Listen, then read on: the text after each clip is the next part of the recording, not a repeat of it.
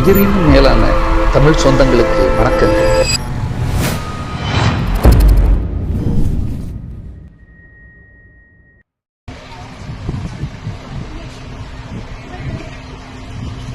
அன்பானவர்களே, குமரி மாவட்டத்தில் சுவாமிநாதபுரத்தில் ஒரு ஏழை குடும்பத்தில் பிறந்த பெண் இந்தியா.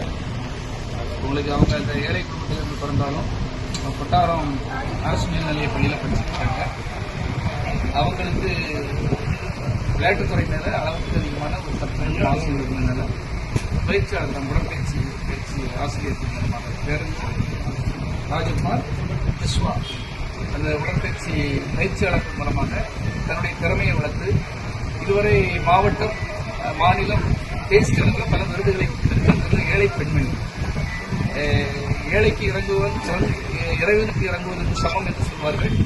அந்த அடிப்படையில் இந்த கிராமத்தில், அதுவும் இந்தியாவின் முதன்மை இடத்துல ஒரு வீரப்பெண் பெண்மங்கை பிறந்து இந்த தேசத்துக்காக போராட வேண்டும் தன்னையே இந்த குடும்பத்திலிருந்து வந்து வருகின்றது. தன்னையே இங்கே அர்ப்பணம் செய்திருக்கிறார். தேசிய அளவில் தங்க பதக்கம் வந்திருக்கிறார். இப்பொழுது பாட்னாவுக்கு வந்து கேலோ இந்தியா அந்த போட்டியில் 19 வயசுக்கு உள்ள நடக்கிற அந்த இளம் வீரர்களுடைய அந்த போட்டியில் கலந்து கொண்டிருக்காங்க.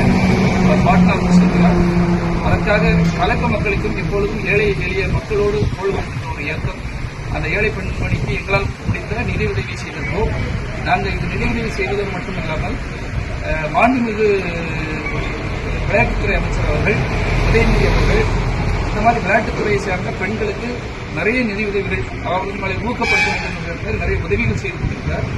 அவர்கள் அதுவும் குறிப்பாக இது இந்தியாவின் முதன்மை இடத்துல இருக்கு. கன்னியாகுமரி வந்து இந்தியாவின் முதன்மை இடம், தமிழ்நாட்டினுடைய எல்லையில் இருக்கிற இடம் என்பதால் இந்த பெண்ணின் திறமையை அறிந்து இந்த பெண்ணுக்கு அவங்க வந்து நிதியுதவி செய்ய வேண்டும் என்ற தாழ்மையான வேண்டுகோளை இதன் மூலம் நிச்சயமாக அந்த மங்கை இந்திய அளவில், தேசிய அளவில் மட்டுமல்ல உலக அளவில் பல போட்டிகளில் வெல்ல வேண்டும் என்பதே கன்னியாகுமரி மாவட்ட மக்களுடைய மொத்த மக்களின் ஆசை என்பதை நான்